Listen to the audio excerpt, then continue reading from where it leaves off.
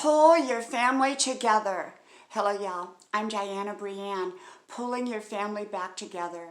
You know, sometimes families can go through their own crisis.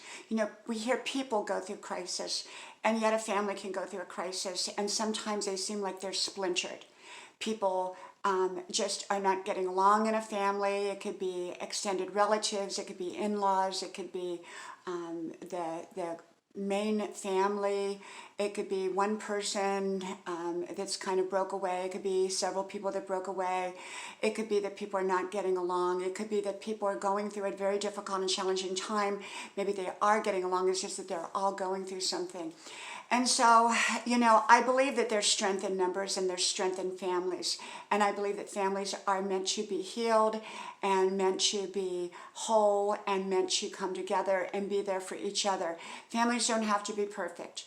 And sometimes we have to change our expectations of other people within a family setting and within a family dynamic so that we can find the good in another person instead of always focusing on the not so good. I don't believe in letting someone disrupt the family dynamics. You know, sometimes we have to pull back from some people because they disrupt all the time. And sometimes in families, we will see the one person that's always trying to make things good, and then there's the other person that's always disrupting things. And so you've got the person over here doing all the work while this other person's creating all the havoc.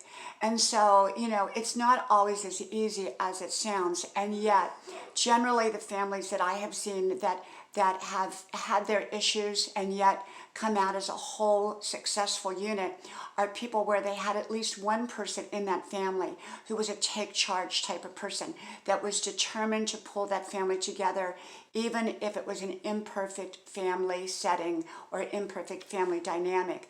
And yet they didn't let for disruptions or people to do wrong things or anything like that.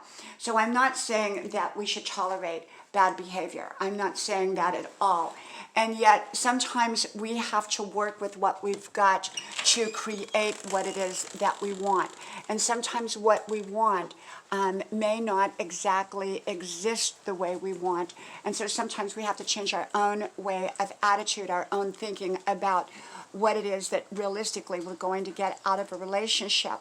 And some people are not capable of giving us more. Some people are not capable of giving us what we want. So sometimes we have to adjust our thinking. We also sometimes have to have relationships that are limited. You know, maybe we want a complete happy relationship, but maybe with that other person, maybe because of their personality, we're not going to be able to have completely that. And yet we can have some kind of relationship. With some people, we just can't have a relationship unless there is significant change. I think most families leave the door open for change if that person who is disruptive or has a personality problem or whatever, for change to come. Even if it never comes, they leave that door open if that time ever does come.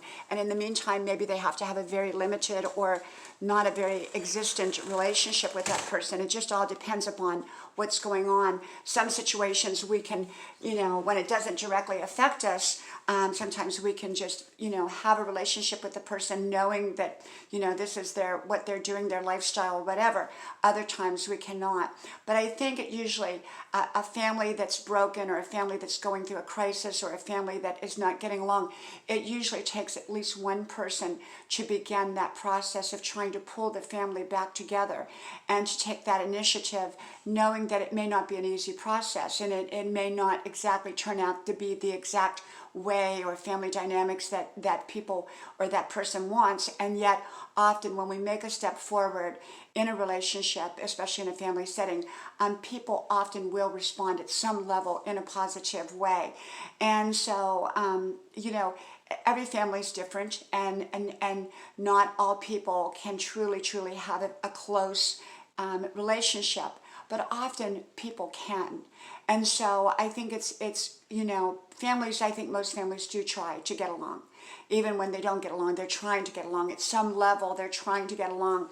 But I think it's up to us to be the strong one. It's up to us to do our very best at creating the best families that we can.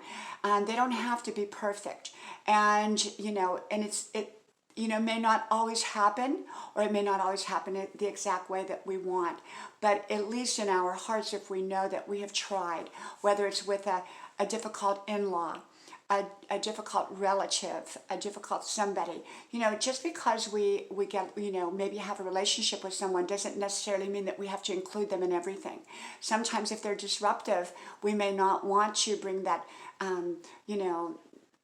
person to our Christmas dinner or whatever, and maybe that's just going to have to be the way it is. And maybe, being truthful, saying, hey, there's always friction, you always say something that's not nice or it's not kind, so we can't include you, but we love you, we include you in our hearts, and we'll include you in other things that maybe you won't disrupt until you learn not to disrupt.